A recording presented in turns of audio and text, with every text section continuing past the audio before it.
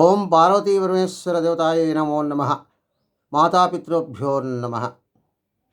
తిరువూరు శ్రీ శేషమౌనీంద్ర ఆశ్రమం నుండి ప్రతిరోజు కూడా గురువుల మాటగా ఒక మంచి మాట చెప్పుకుంటున్నాం.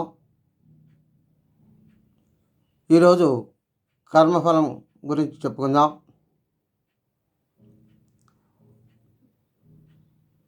ప్రతి మంచి పనిలోనూ, మంచి వస్తువులోనూ, మంచివారిలోనూ భగవంతుడు ఉంటాడు.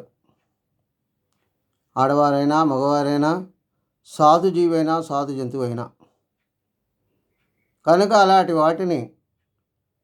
వారిని ఎవరైనా సరే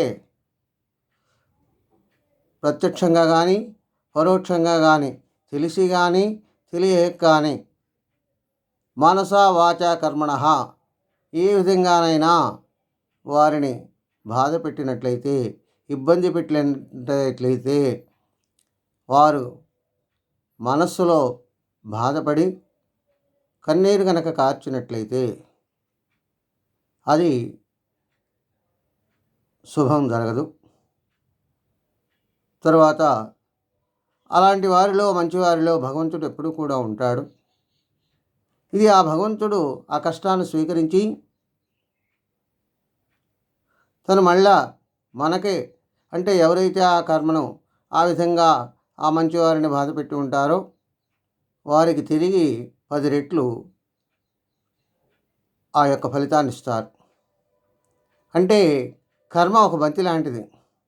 బంతిని కనుక గోడకు కొట్టినట్లయితే తిరిగి మన చేతికి ఎలా వస్తుందో, అదే కర్మ మంచిదైనా చెడుదైనా మనము ఎవరి మీదైతే ఇబ్బంది పెడతామో, ఎవరినైతే అంటామో వారి వల్ల మళ్ళా తిరిగి మనకే చెందుతుంది 10 రెట్లు ఎక్కువగా. అది భగవంతుని యొక్క నిర్ణయం. దేనికి అంటే భగవంతుని యొక్క సంకల్పాన్ని మనము గ్రహించుకోవాలి. చూస్తాడు భగవంతుడు, ఎప్పుడు మనం చేసే పనులు చూస్తారని ఆలోచిస్తూ ఉండాలి. ఎప్పుడు సద్భావంతో ఉండాలి, సత్కర్మ చేయాలి, తర్వాత పవిత్రంగా ఉండాలి. మనము అలా గనక ఉండలేకపోతే ఆ కర్మలన్నిటికీ మనమే బాధ్యులం అవుతాం. కనుక ఇది తెలుసుకుంటారని తెలియచేస్తున్నాం. అందరం బాగుండాలి, అందరిలో మనం కూడా ఉండాలి.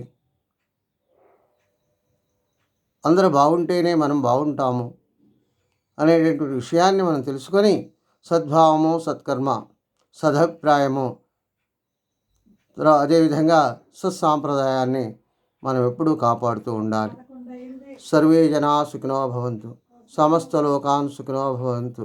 ఓం శాంతి శాంతి శాంతి.